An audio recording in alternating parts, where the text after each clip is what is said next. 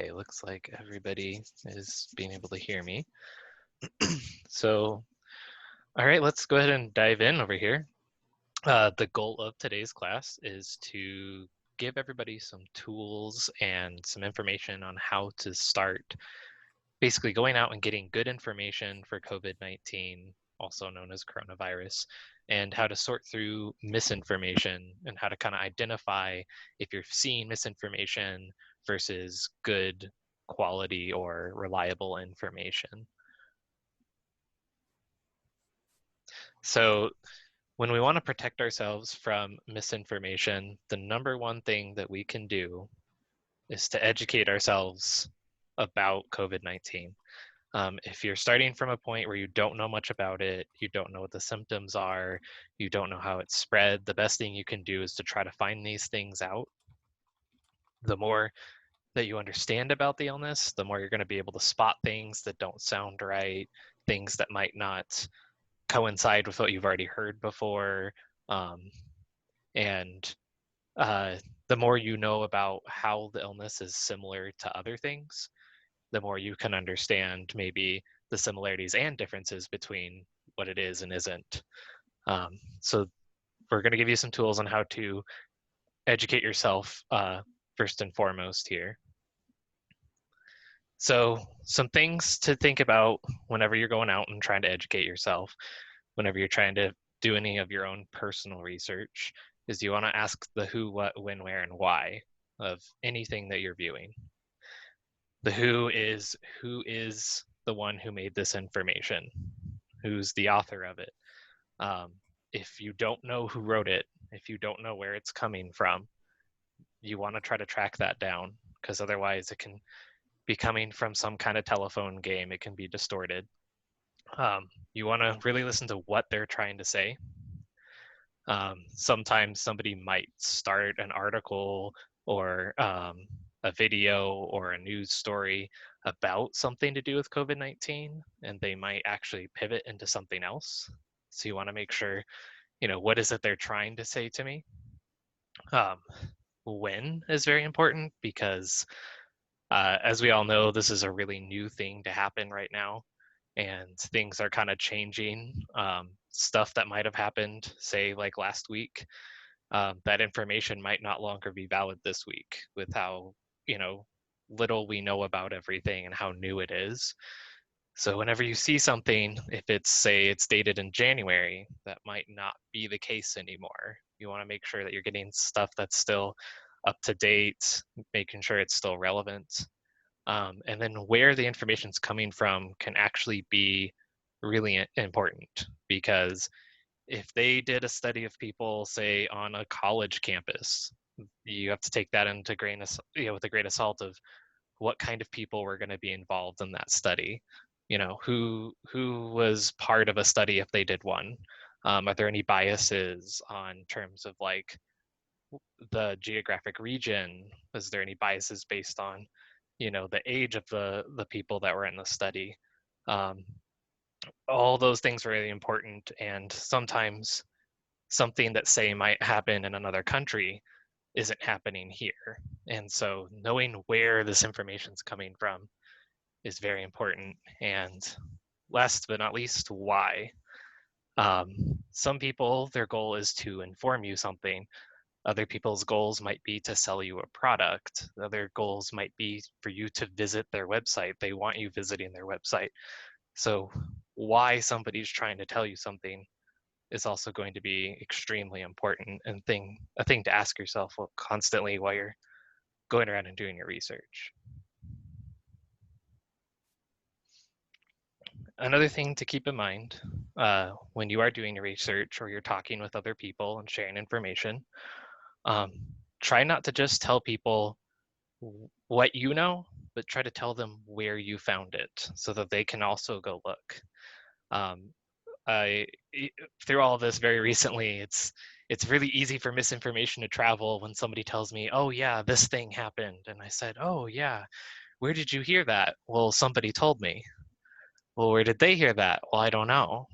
Well, did you try to look for other sources? Did you try to see where that came from? And it can really help people to like figure out what is the misinformation rolling around out there if you can actually just tell people. So when, say, I heard on the news on this station that this is happening, or say that I read on this website an article that said this. And also when you're telling other people, encourage them to also go out and look, because we could read a news article today and tomorrow they might have found something in that article that was wrong and changed something with how new everything is. And it's always good to have other people double checking information, and to go out there and look for that source of the information. And another reminder that, yeah, things can change. I'm going to reiterate probably a few times through all this that this is very new. It's not even a year old. And because of that, new studies are coming out, new information's being had. Um, you know, there could be even new symptoms of the virus that we discover that we didn't know before. There's just a lot of things that can change, and to keep that in mind. So when we're talking about like if a website is trustworthy or not, it can be really difficult to figure out if a place is trustworthy. So we're going to start off with some websites to kind of start from, to start your research, and go into some other sources from there. Some of the websites that we would recommend to start with, based in order of their importance to you in terms of your geographic location. The Larimer County Health and Environment website, that's going to be the county level. The Colorado Department of Public Health and Environment website. Um, the Centers for Disease Control, that's going to be the national level. And then the World Health Organization is going to be the global level. We do have links to these in the slides, and we can post those in chat if people need those after the class for any reason. And let's go ahead and take a look at some of these websites to show you kind of how to navigate them. This is going to be, this one right here is the Larimer County website. And on this one right here, you can see they already have a kind of a banner set up here, and some links you can click on here to deal with anything to do with COVID-19. There is a stay-at-home order issued through Larimer County, and a stay-at-home order issued through the state currently. You can find both the order for the Larimer County on this website, as well as on the Colorado State's health site. You can find their stay-at-home order. If for any reason there's differences between them, if they both say something that seems to contradict each other, the state one will go into effect over the county one.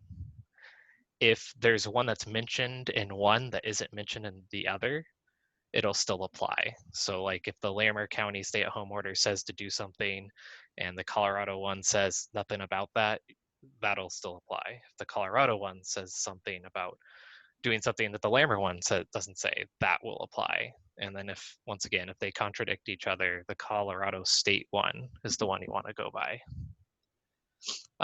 So if we want to get some COVID-19 information, there's information here we can click on. And there's all kinds of links here we can see. There's the stay-at-home order if you want to view that. There's how to manage your symptoms at home and information on testing. There's, yeah, just all kinds of things. A symptom tracker. Let's go ahead and look at that. And that's going to have this website here. That's going to have a bunch of infographics, graphs, numbers in terms of symptoms that people have reported having it here. The number reported based on the cities down here. We have responses by age group, responses by city and town, just a lot of really good data if you want to take a look at that. And then moving on, if we want to view the Colorado level, state level website here, that's what their website's going to look like. They also have a banner at the top up here to link in. You can also click on this right here. I'll click on the banner up here. And it's going to take you to this website. It's going to have all their information dealing with the state of Colorado. A lot of the numbers that you're going to see in terms of cases reported in Colorado and anything specific to numbers are going to come from this organization and this website. For example, if you want to see this case summary, that's going to be the link right here. And most places, even at the national level and such, are using these numbers here and this data that the Department of Public Health and Environment is putting out. You can see right here that you can see when they last updated this, and that's going to be the 8th at 4 p.m., so 2 days ago.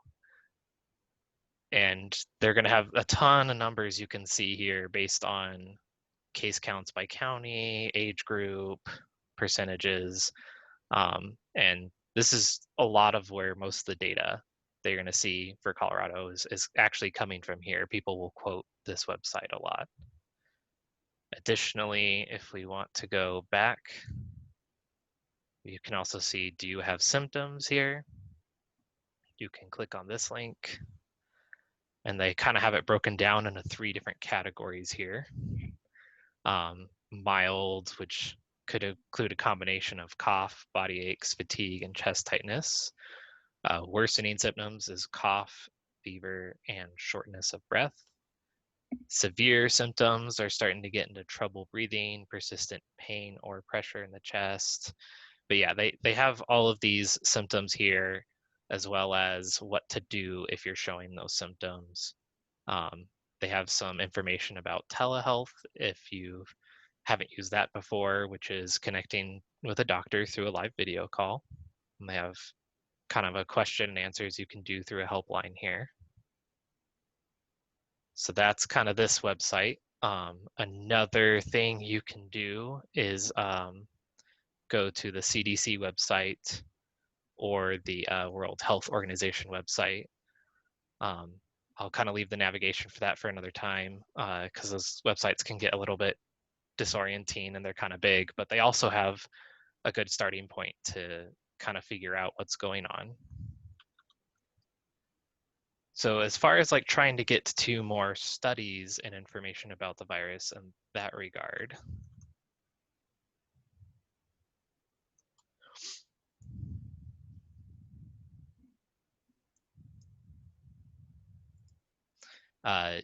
what you're going to be looking for is several online databases.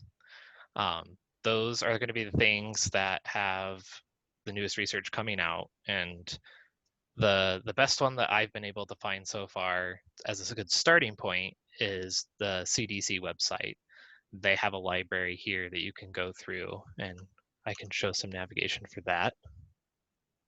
So if you go to the CDC website, you can click over here on more, and you'll have a bunch of links come up here, and you can go to publications.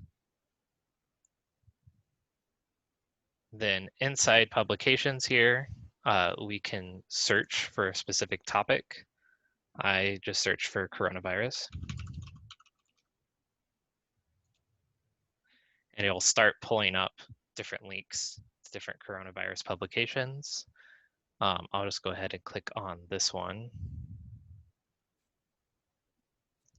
And you're going to start seeing a lot of more information about coronavirus, a lot more things to do with that here.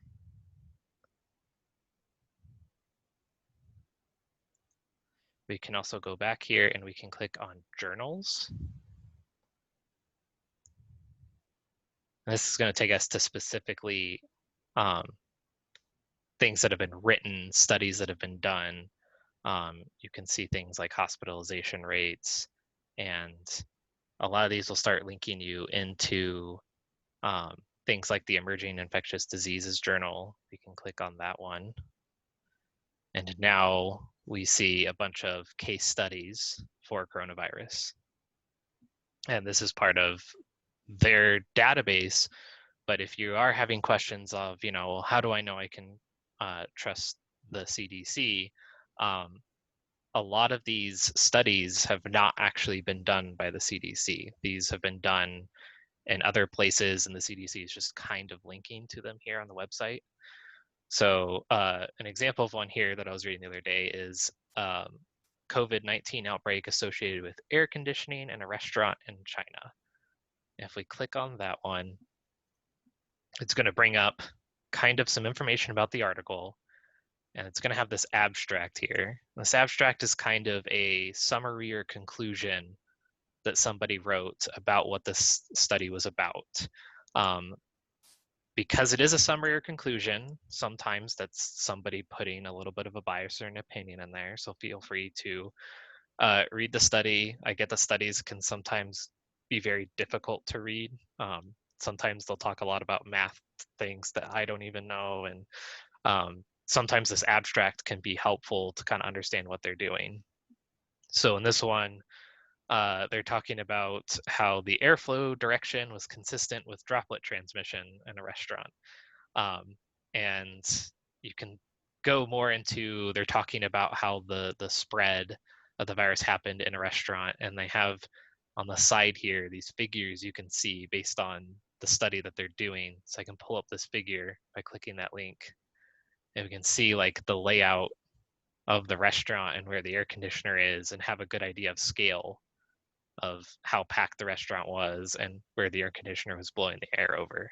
So you can kind of actually see what's going on here. And the important thing, I'm going to go back here to the article. The really important thing to keep in mind when you're viewing any kind of information or article like this is if you scroll down to the bottom, there'll be references, all of this here. Usually, you should be seeing some kind of references in any kind of article that you're reading online. Even if it's a news story and a news site, they should link you to references.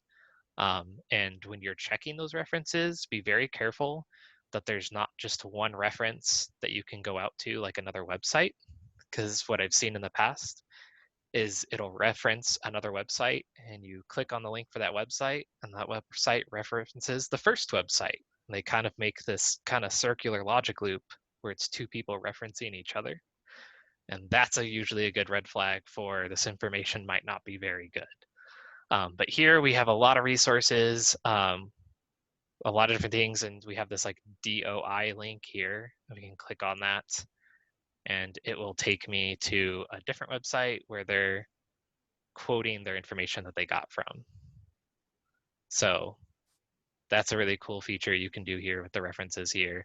And you can actually see different things that they're referencing in their journal. And once again, this is a study that was done on a restaurant in China. So the CDC also, they're not, it's not just in-house studies that they're linking to on their website.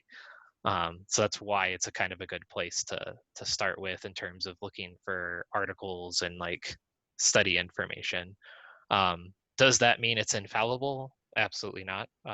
It can have, any website anywhere can, people can make mistakes, they can be wrong. So don't ever take any website as, this is absolute truth. And once again, what rolls into that is just how new this thing is and how little we all know and how much new information is coming out every single day.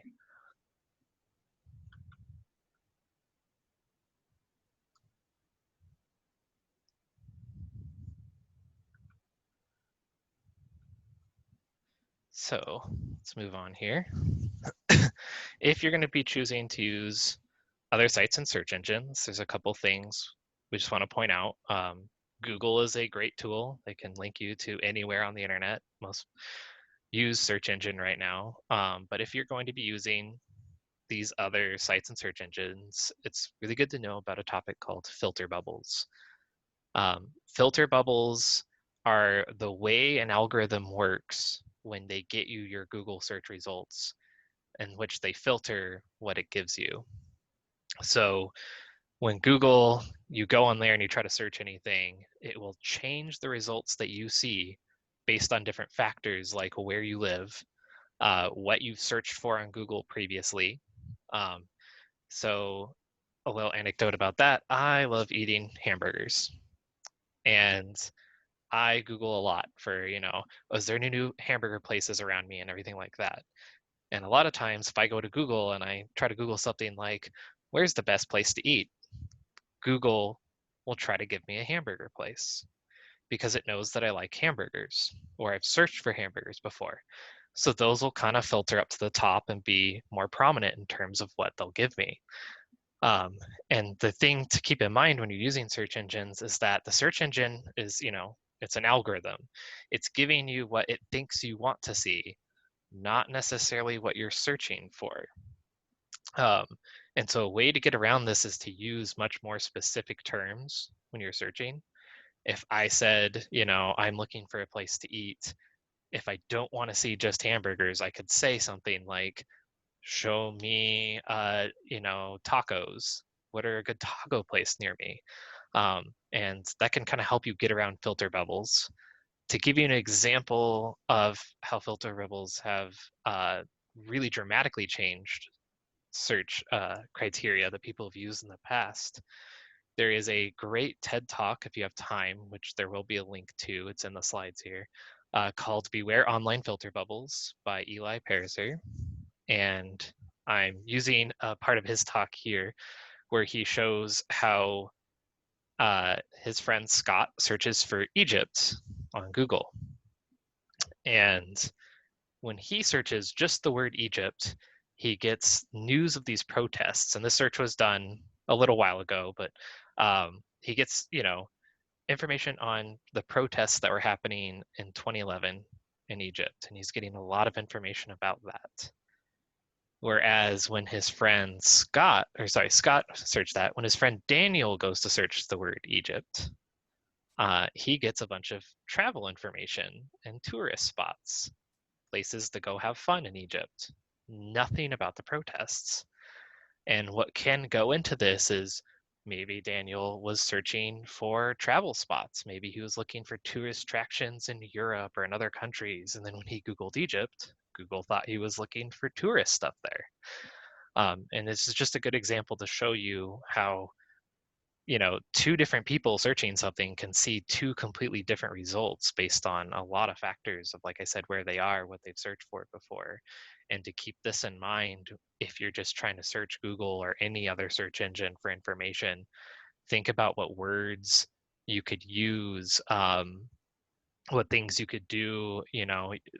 Google might show you, if you just search COVID-19, they might show you something that's happening in New York that might not be really relevant to what's happening in Colorado. So you could change your search to something like COVID-19 Colorado or COVID-19 Larimer County and stuff like that to try to filter in exactly what you're trying to see.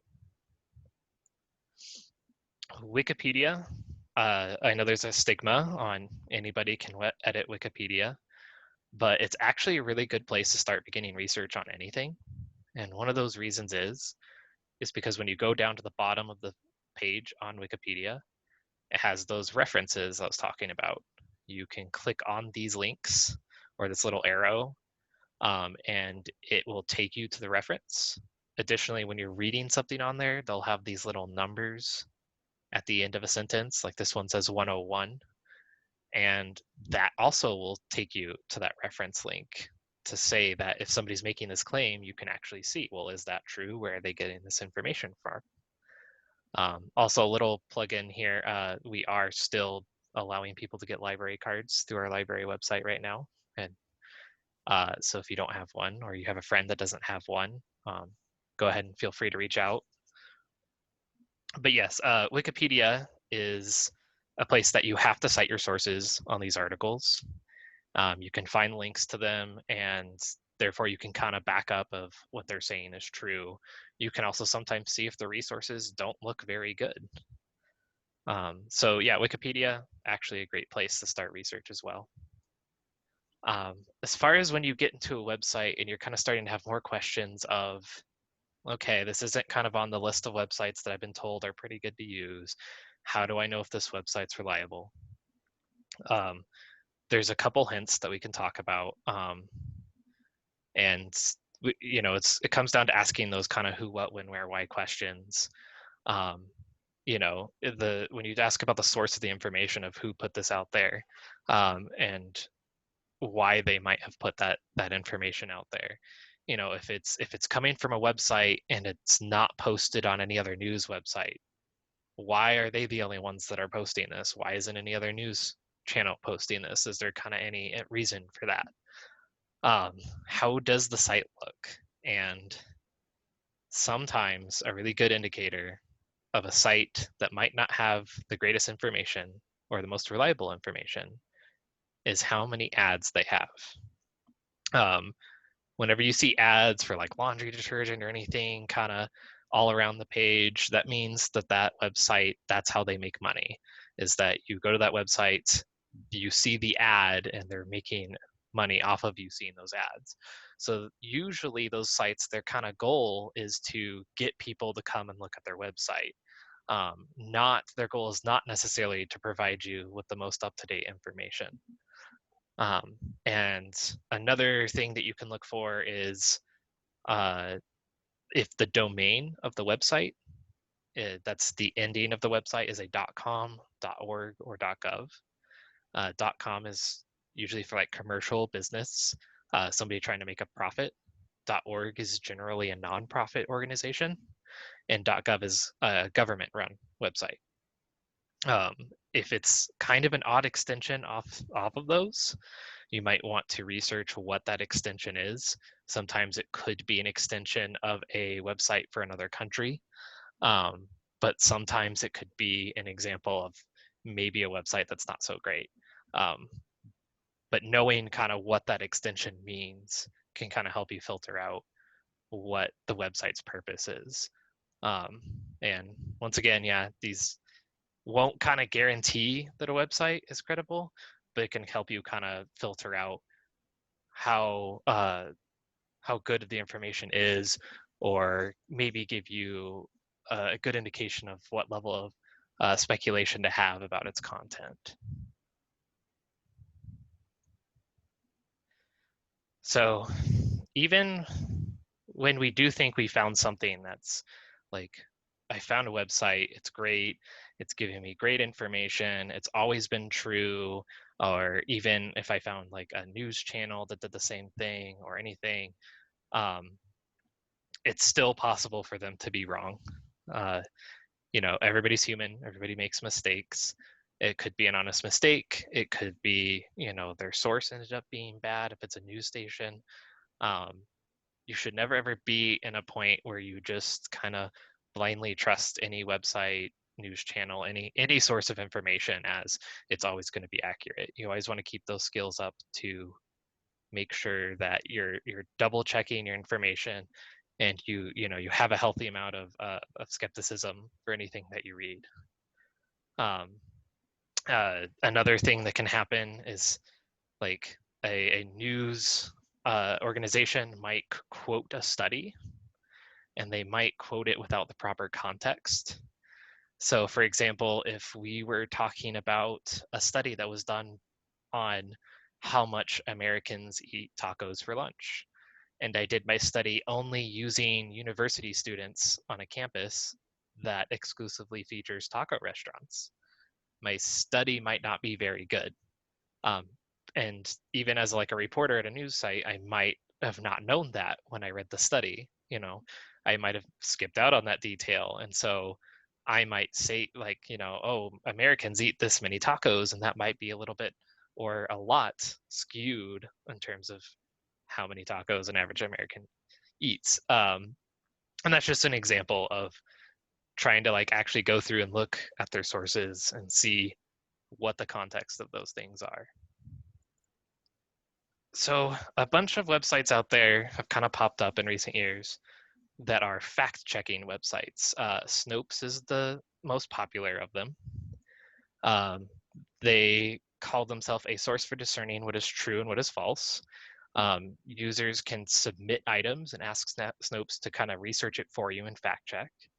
And here's like an example article they had a little while back of, no, McDonald's is not offering 2 free Big Mac meals for a month. They found a free coupon scam going around, and they were able to find out that it was a scam.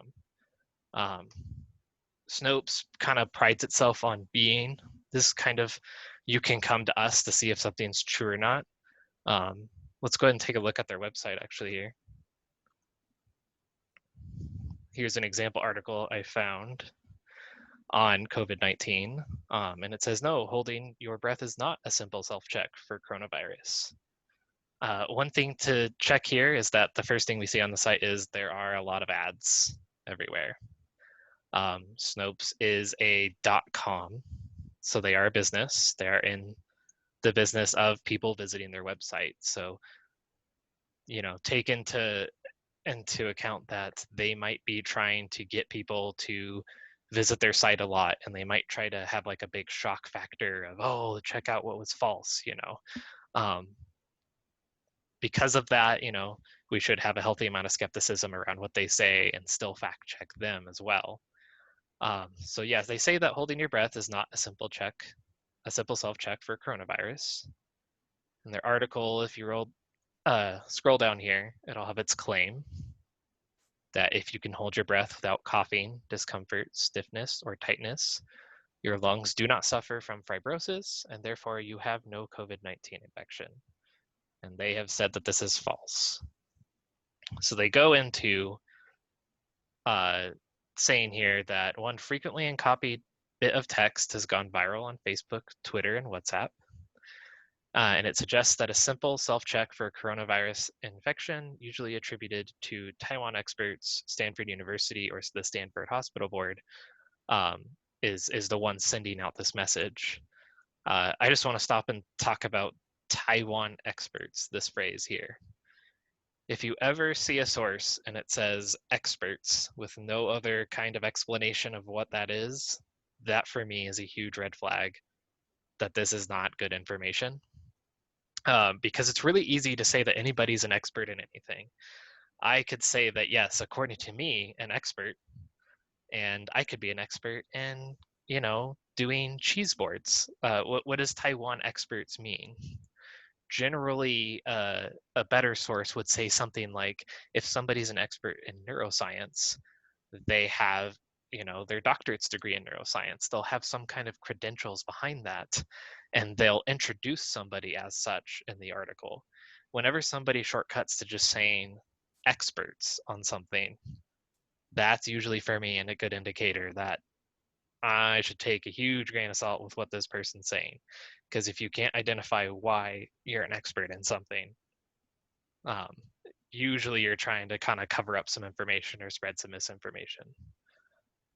So going back to this article here, they talk about this claim that these people made. And in their article here, you can see that they put in some links to some other sources, as well as when you scroll down to the bottom here, they do have a sources tab here of who they're quoting. It's kind of hidden down here, and I'm a little bit not of a fan of that. But the cool thing about like what Snopes is doing is that they're just actually shortcutting what you could do yourself, right? If you got one of these messages and you saw that somebody was saying that this was if you can hold your breath, that this is a test, you could actually just go out and search for yourself and see if that's true or not. And what they did is they went around, they found some of the examples of where the claim was made, and they basically went and searched for Stanford Healthcare's website. And if you follow this link here, Stanford Healthcare has put out a statement that they're not a part of this. They never said this. A widely circulating Google document claiming to have identified a potential treatment for COVID-19. And they say right here, Stanford Medicine was not involved in the creation of this document. So all Snopes is really doing there is just kind of doing research for you. It's nothing that I don't think there's anything that Snopes does that the average person can't do themselves by using the tools that we're talking about, going out and looking at websites, looking at their references, and just doing simple checks. And some people they will make a fact check website to try to shortcut this, and that can be very convenient at times, but it's nothing that we can't do ourselves. And this is a really great example of if somebody says that Stanford said this, it's very easy to just go to Stanford's website and try to find where Stanford said that, or even to Google Stanford Healthcare and that message or whatever they're claiming. And if you can't find it, or the source, like this case, says we never said that, now you know it's misinformation.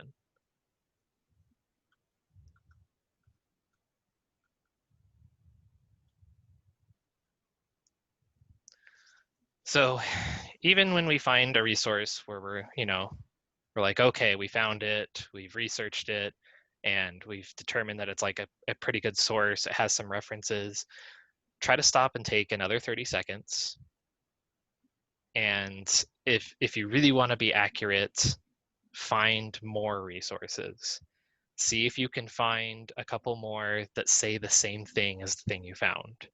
If you find something that says to do some kind of treatment, and you can find a second good source to say that says to do that, if you find a third good source that says to do that, for example, if they say something about a symptom of the virus on the Larimer County health website, they say it on the Colorado website, they say it on the World Health Organization website, maybe even they say it on the Health Organization of Germany's website, that's a good indication that we have some consistency.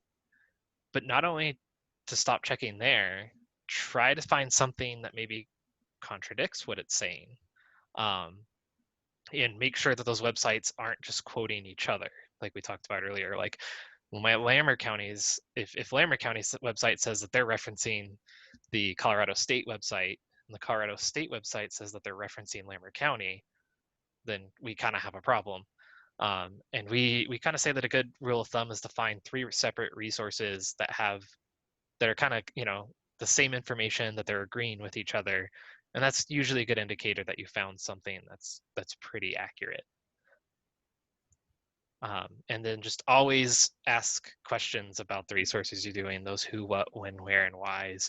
No matter what kind of resource you're using, whether it's a book, a website, a Wikipedia article, even if it's all the way to a peer-reviewed journal article, it doesn't mean that it can't be wrong. We always want to keep asking those questions and never kind of settle into that kind of habit of, well, I read it here, so it must be true. So here's an additional page in the slides here for some of those links that I went over. I know we've been putting some of those links in the chat here, along with that talk I talked about on TED Talk. If you want to know more about those filter bubbles that search engines make, it's a great TED Talk. And I'm going to turn the time over now to see if we have any more questions we want to ask. We didn't have any questions in the chat so far, but a common question I've heard that we can start off with while people are typing maybe their questions into the chat is we're seeing a lot of information in graphs and charts and things like that. Do you have any tips for catching any misinformation or misleading information in those visual Yes. So let's go back to our graphs that we had over here on the Larimer County website. So the best way to determine misinformation in graphs is that they will generally try to hide the scaling or hide information in the graph. When I say hide the scaling, when you look at like the X and Y axis on the graph here, you want to make sure that they're somewhat consistent in how they're growing. So this is March 1st to March 7th. This is March 7th to March 13th. And we can see that this is 6 days apart in every single one of these jumps. If somebody tries to make these different in each of these, that might be an indicator that they're changing the scale of the graph and they're misrepresenting the information. Or here you can see that this goes up by 20, 40, 60, 80. If these here, if they were going up by a different amount, like let's say it goes up by 20 on the first one, and then it goes up by 100 on the next one, and then say up by 400 on the next one, that's a really good indicator that they're trying to fit the graph to show something that they want to show rather than what it's actually showing. They'll kind of change the scales. Another thing is using the wrong type of graph. For example, when you have pie charts or these kind of wheel chart graphs here, these are really good for showing something where only one choice is possible. So for example, when you're showing age groups, that's a really good use of a pie chart, because I can't be 30 years old and 60 years old. I can only be one. But if it's something where I can be more than one, like let's say if they're asking about, you know, favorite foods or whatever, I might have more than one favorite food. And so I might respond that I like tacos and I like hamburgers. And then a pie chart's not very good for that because it can kind of misrepresent what's going on. Whereas down here, we're using a bar graph for symptoms because we can have more than one symptom. And so some of these people might have reported they had cough and headache. So these aren't all individual one person, one symptom. So that's kind of a good thing to show for, like, bar graphs are good at showing where you can be into multiple categories. But if you see something in a pie chart that's, yeah, you can have multiple categories, that's a good indication that this might not be very good information. Are there any other questions? So we have another question, and I think we can both talk a little bit to this. It talks about how news sites often are presenting information heavily influenced by political bias. And so are there good non-biased sites to go to? And I have some thoughts on this, but if you have something you want to share, Mark, you can go first. I would say that as far as news sites go, it's really hard to say that there's any website at all that's going to be non-biased. Everyone kind of has a bias sometimes. Generally, what I try to do is, instead of trying to find a good site that's going to be in terms of news to be non-biased, to try to read articles from multiple news sites very critically. And I try to really ask, well, what's the goal of their information that they're giving to me? So if I start a story on COVID-19 in an article, and it could quickly shift into, well, now we're talking about something in politics, or now we're talking about something in legislation. The goal was to talk about legislation, it feels like, and try to, like, follow their language of, what are they trying to tell you, and then see if that's appropriate to what the article is supposed to be about. And I think that that's just having good critical reading tools. And then also, whenever any news article, like, makes a claim, are they making a statement with no references? Because then it kind of becomes an opinion and not really a thing of news, you know what I mean?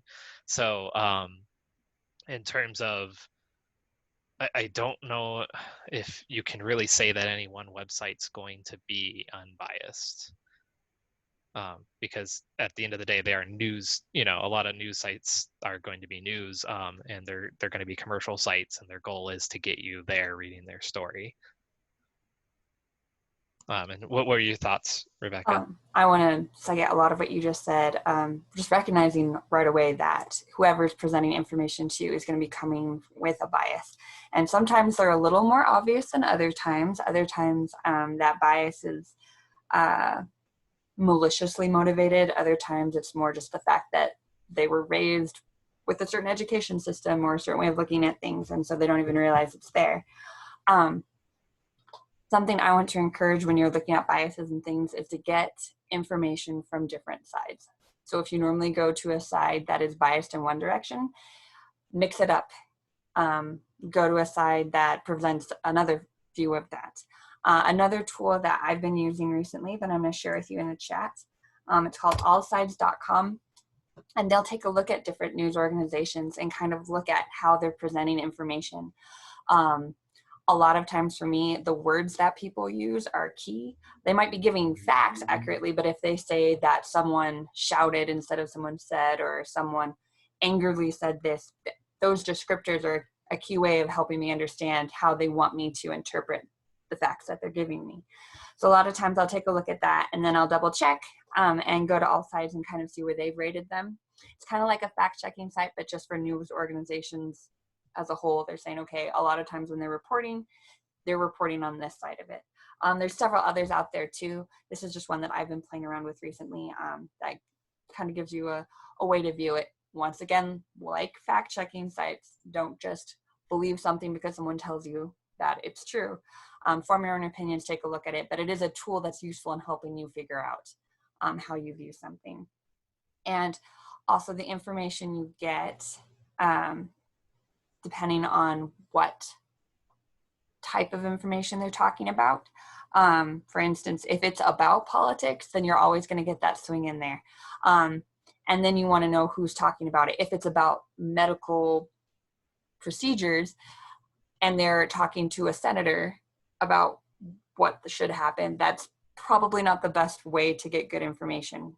Who's the source? If they're talking to a doctor, that's probably going to give you a lot more valid information. Now we could go down the bias rabbit hole of, well, that doctor probably has a bias. But in general, as long as you're getting information from very different sides and always getting a healthy dose of information that's from the middle, you shouldn't be thrown off too much. And it'll be easier for you to recognize misinformation or when they're really throwing in their political bias to make a point.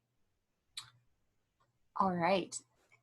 Do you have any other questions, any other thoughts about bias, questions about anything we've talked about or more?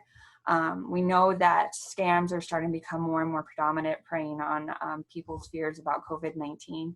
We are going to be talking about that more in the future, but if you have any questions about scams, ways that people are trying to take advantage of the situation, please let us know, or any questions at all.